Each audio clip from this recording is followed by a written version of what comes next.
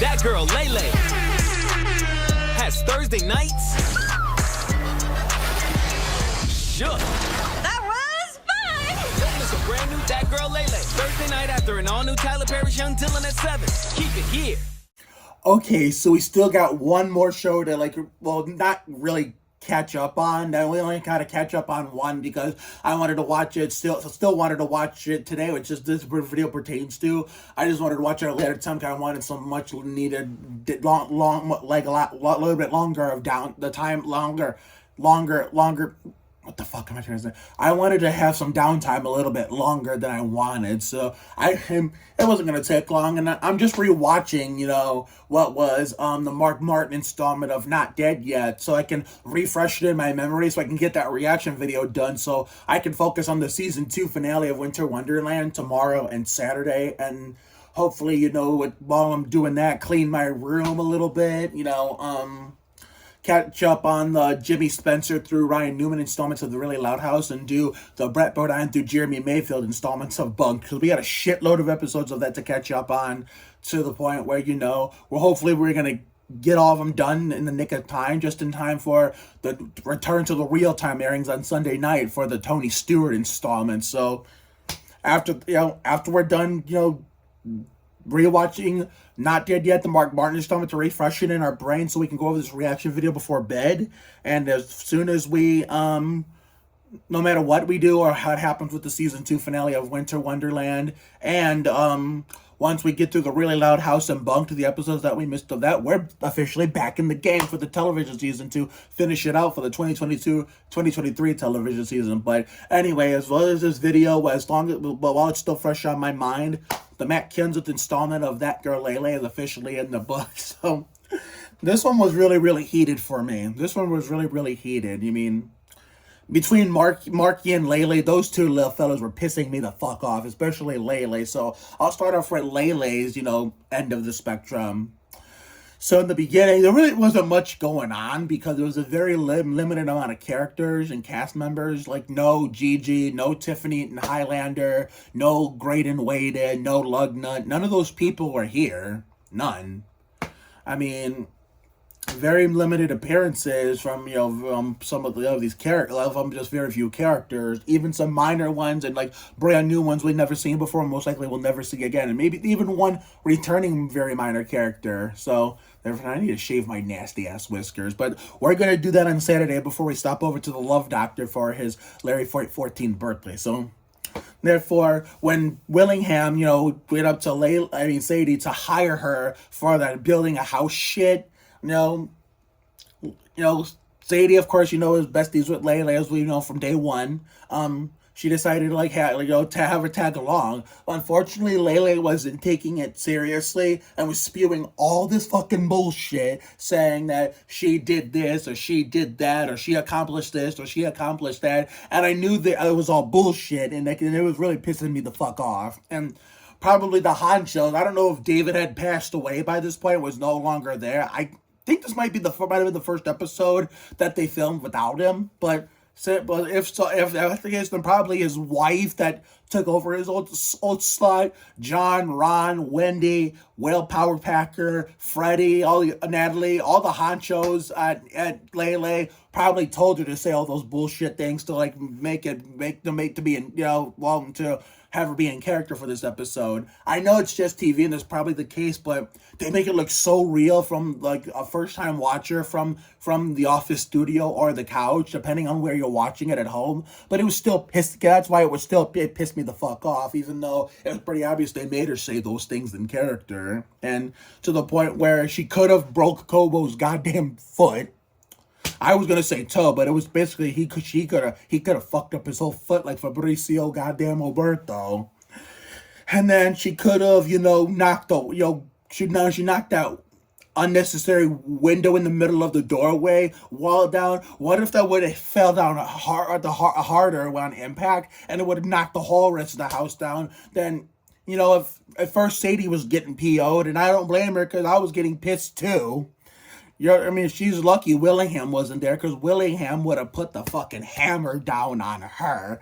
She probably would have given her some booty barker action from The Price is Right while kicking her shit in like Ricky Rudd.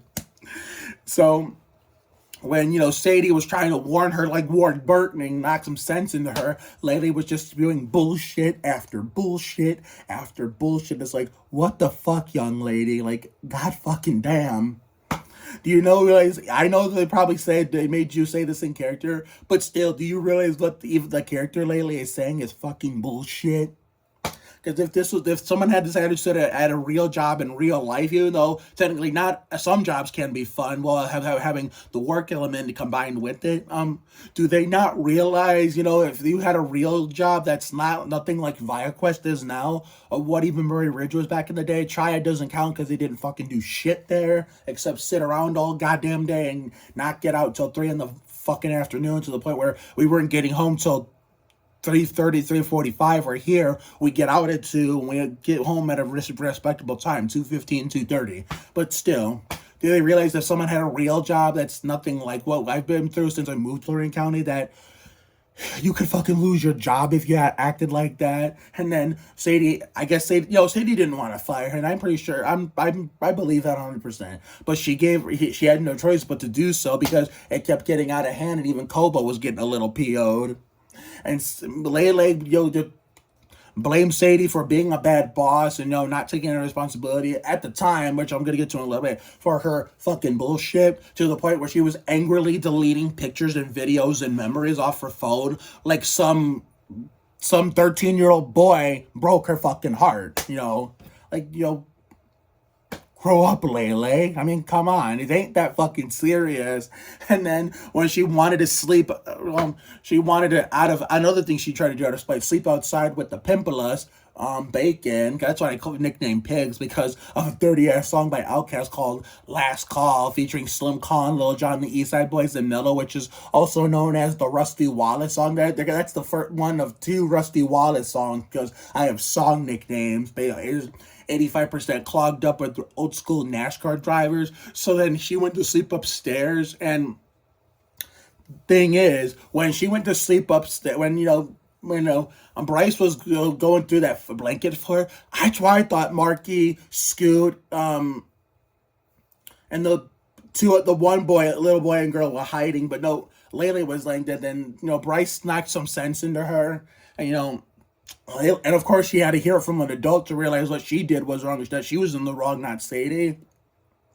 She brought them donuts, which was nice for them, but then they were afraid she was going to fuck something up again, so they put like a mini, cone, four-cornered cone barricade at the caution tape next, caution tape around it. And then when she apologized and, Sadie gave her a second chance and accepted her apology, she could have just stepped over it, but Sadie just said fuck it and cut the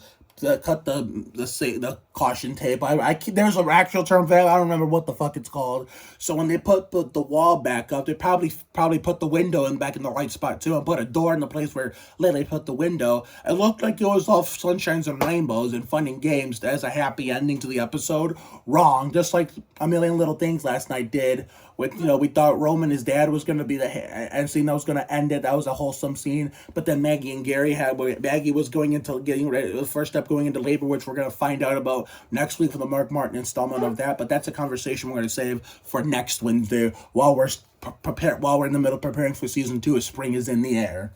So when they were having that dance party that, Lele wanted to have with Sadie, and Sadie finally was up to, Lele accidentally swung her hip into the little wooden board. It swung, flung, I can't remember what tools that flung first. Something flew in and it made the full ass jar of blue pink all over the place. And Sadie and Lele and Kobo were wise like Dale Earnhardt Jr. to back away for evasive action. When they saw it was going to Willingham, they done knew that Lele fucked up again, and I knew she was gonna. I knew Lele fucked up, but I knew it was gonna hit Willingham before it even flew up in the air, before it even left the board, and I felt more sorry for the donut than I did for Willingham, because now the donut was gonna be disgusting Regis, and Willingham was pissed, and I don't blame her. And on top of that, and to close out that part of the plot, when Sadie, told her to go in the pocket door, I thought Sadie was gonna trick her, and when she took the boba, I thought Sadie was gonna trick. Almost said the actor's last name, thought she was going to trick Willingham into going in the pocket door and staying in there so she could take a sip of the boba. But that's not, obviously that's not what happened, but you would think that was what happened. We've seen stuff like that in shows in the past over the years. But anyway, now to the subplot where Marky was pissing people off. She wasn't pissing me off as much as Layla was pissing me off, but still. You know, Bryce and Trish were talking about how sweet and innocent he was when he was littler, you know, making a Mother's Day card. And so they wanted him to do like a little program in relation to that. So when Scoot and that little girl and little boy, Piper Brown and Dylan of Verado, I don't remember the characters' names, but when they came over, you know, to do that, Marky, long story short, Marky was treating them unfairly, and they got upset and bitched up a storm, and Piper's character, who I'm going to be supporting it of next month in the Nickelodeon upcoming series. For those of you who saw my TikTok already, yeah, I spoiled it. You're welcome. I can't wait no more. But Mark's presentation is the Bobby Labonte installment, I believe. Well, one of the episodes of Mark's presentations will have the Bobby Labonte installment. We'll talk about the season 7 of Bunk, which is what we're gonna do. We're gonna be be promoting in the intro of Saturday's Bunk takeaways video for the Brett Bowden and the Jeremy Mayfield installments. But Piper, I'm gonna be supporting Piper, Braun, and Aaron next month when we get to Spring is in the Air season 2. So therefore, her character was the one that somehow I don't know how the fuck she got Bryce and Trish's numbers, but she texted them telling them about their son, and then they stormed out saying, "What the fuck is going on? We need to get your ass over here. We need to fucking have some fucking choice words." I mean, Trish is the one who said it, but she didn't say it like that. That's just how she meant it. So therefore, then when Piper's character says she was going on strike, he wasn't even fazed by it because he thought that his own best friend and, that random boy played by Dylan I can't remember the character. So Piper and Dylan, if you could fill me in the Instagram comments, or if this part of the video even makes it to Instagram, what are your characters' names? But do you remember how Marky thought that Scoot was going to back him up? Scoot and the other boy were going to back him up, especially Scoot since they're best friends. But Scoot, of course, even though he's Marky's best friend, he wasn't going to take no shit from his own best friend, rather than someone he loved. And neither did the other boy. And then when what was the next part? But before the apology shit. Well, first of all, how did Scoot manage to not get sick from eating those fake-ass noodles? Because if I tried that, I'd probably choke and go to the hospital. Would be lucky to barely survive that. At worst, I could probably fucking die from that shit, from choking too much. Because if you don't stop, choking is just like bleeding. When you start bleeding after you get a minor injury, or even a massive injury that you can lead to bodily. If you don't stop choking, you have to just stop choking eventually. And after most of 99.9% of the time, because the other 0.1% of the time you don't stop choking, you die. It's the same as when you get blood from getting a serious cut, a deep cut. It has to stop bleeding eventually, and most of the time it usually does. But if it doesn't for some odd reason, it just keeps going on and on and on and on. You just eventually lose all your blood and you fucking die. So that's what probably would have happened to Scoot if you tried it in real life, or anyone for that matter. So, yeah, and then, what did he do next? I'm trying to remember. What he did. Oh my God. I gotta think, Mark. Think. Oh, duh. I thought there was something more extra in there, but obviously now I just remember. I'm a fucking idiot. But yeah, so when Trish and Bryce took him to the kitchen to apologize to them, they thought, okay, that's fine. But if you really want to prove you're still really sorry to us, make us some apology cards and make up for it. Maybe we'll reconsider, being working for you again as long as you actually treat us fairly. And so when he was trying to be creative with the cards, and I appreciate the effort on Piper's character's card, but she said it wasn't good enough, that she wanted him to do it again and blah, blah, blah, blah.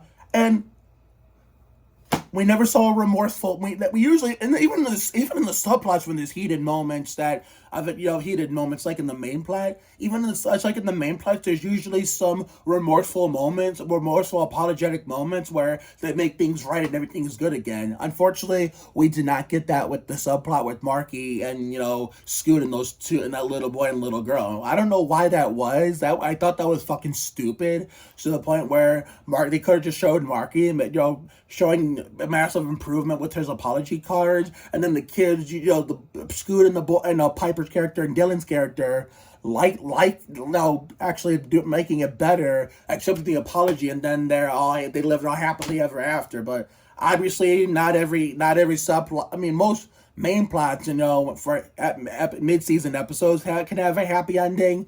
But I guess, as we've learned from Living La Vida Lab Rats as a franchise with Elite Force in October 22nd, 2016, and with those shows that wrongfully ended for good on a cliffhanger like Ultraviolet and Black Scorpion this year, pivoting last year, I guess even mid-season episodes can, whether it's the plot or the subplot, can't always have a happy ending, but oh well, that's up to, now that David's gone, that's up to, his wife and the remaining honchos at Lele, not up to me. I'm just a fan. It's not up to we are just regular people, just fans that support the shows and the people in them, and if you're lucky like me, be friends with them on social media. So that's pretty much all you can say. I'm not going to waste any more time rambling about this shit because we have to get finished. We have to rewatch the Mark Martin installment of Not Dead Yet so we can refresh it and talk about it, and then we can have some additional downtime if we hurry, drink some more ice cold Coke in the form of 16 ounces, get to one, while drinking the Coke, we work on we upload these videos. We'll schedule them for early morning uploads because we're not going to have time to upload them in real time, because I want to make sure we get to, we start this, creating a Spicer intro for the season. It's not even, that's how spring is in the air in front of the sun is coming, especially spring is in the air, so we're closer to it. Sorry about the chair on my foot. I better stop there. That's how you know, because we're starting to use the Spicer term with the Spicer elements early, and we're not even too warm weather yet. That's how you know you're more excited for Spicers this year than you were for Ragers last year. So we're going to make sure we film a Spicer intro, and then we'll create tomorrow's Good Morning post on TikTok will be a part one of a Winter Wonderland compilation, and then there's going to be there's not going to be a standalone video for those on YouTube. There's not. The intro, the first half of Winter Wonderland highlights is going to be the intro. It's going to be its own TikTok video.